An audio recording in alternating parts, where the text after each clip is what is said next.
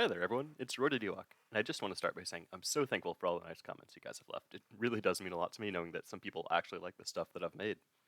As far as the channel goes, I'm planning on trying some videos other than just straight PvP, as you guys have talked about.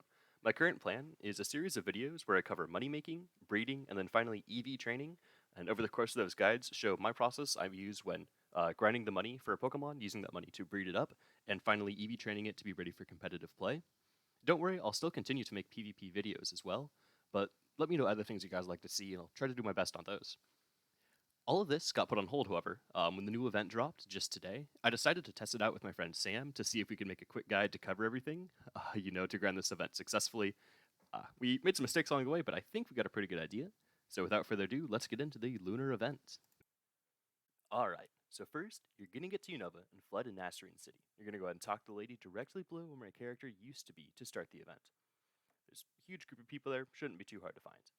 The basis of this lunar event is that you and the other members of your link, from 2 to 4 people, become a randomly assigned Pokemon from a variety of choices, including, but not limited to, Rattata, Pidgey, Mareep, and Spoink. There's probably a couple more, but I've only done this a few times. In the starting room, you will see 4 items that you can pick up to be your held item. If you try to pick up a second item, it just replaces your previous one, so careful not to do that. At least that's what it seems to be. Many of the items are standard ones we already have in the game, like Leftovers or Rocky Helmet, but I've seen 2 event-specific items. The Broom item removes the chance for moves to crit or miss, which is useful if you have an inaccurate move, and the Rat Charm seems to say it increases your evasion, but I never noticed it happening while I held it, so I'm not sure if it works, or if it just has a different effect. Don't worry if you spawned in as a fairly useless Pokemon, because the main mechanic here is at the shrine in the back left of the arena. Each time you defeat a Pokemon, you gain the ability to transform into that Pokemon at the shrine, fully restoring your health and PP. You cannot stack Pokemon this way, so if you defeat 2 Pidgeys, you will only get the option to switch to Pidgey once. But if you KO another Pidgey after using the shrine, the option will appear again. Don't worry, your items transfer over even if you change Pokemon. Your goal is to knock out other Pokemon in the arena until the bar at the top right of your screen goes to 0, at which point, new, more powerful waves of Pokemon will spawn. You need to defeat progressively more powerful waves until it seems a boss of some sort spawns. I've gotten to the wave where this is supposed to happen, but I haven't yet seen the boss, so I don't have any comments on who it is or how best to defeat it. I would still say keeping a stack of powerful Pokemon is probably your best bet. Sam and I are going to be back grinding this tomorrow, and if I get any more information, I'll be sure to put it in the description below. The wild Pokemon here function just like trainers and will challenge you if you enter their line of sight.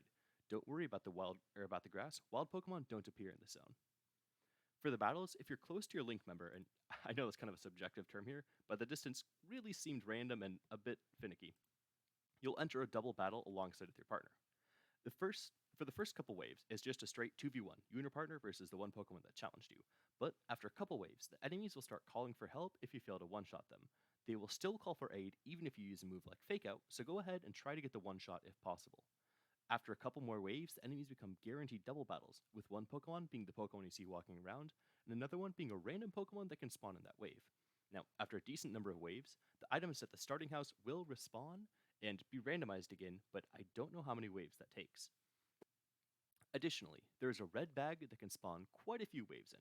This bag will evolve and fully heal you and your teammate, so make sure you use it wisely.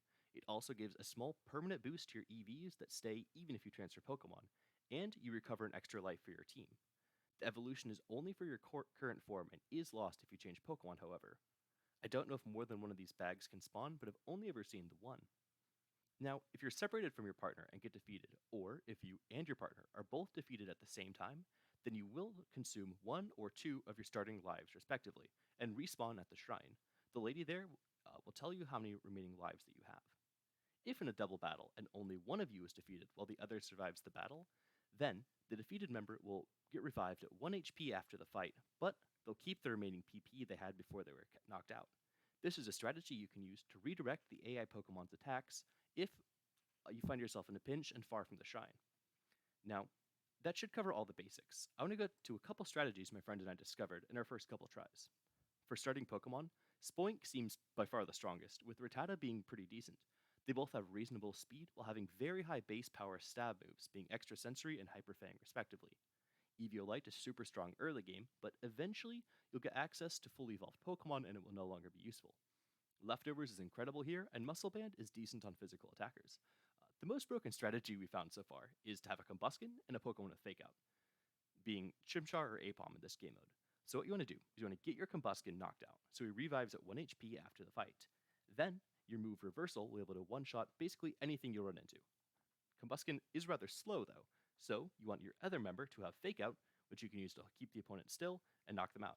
This will work up until the guaranteed double battle stage, but by then you'll need access to more powerful Pokemon, so don't worry about it.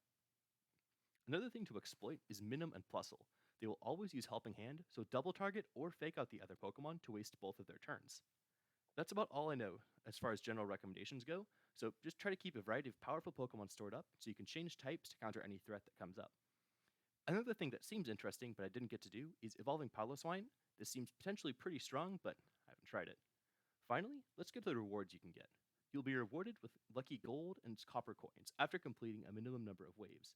You can use these to be redeemed at the Politoed behind and directly to the right of the Quest Lady. Here's some footage of my friend and I opening our envelopes. Well, I got some nuggets and TMs that sell for a couple thousand. My friend got 2 of the costume pieces that for this year seem to be Rattata. They go for over 300,000 a piece right now, so his event is very worth your time and also pretty fun. Recommend everyone does it. Good luck.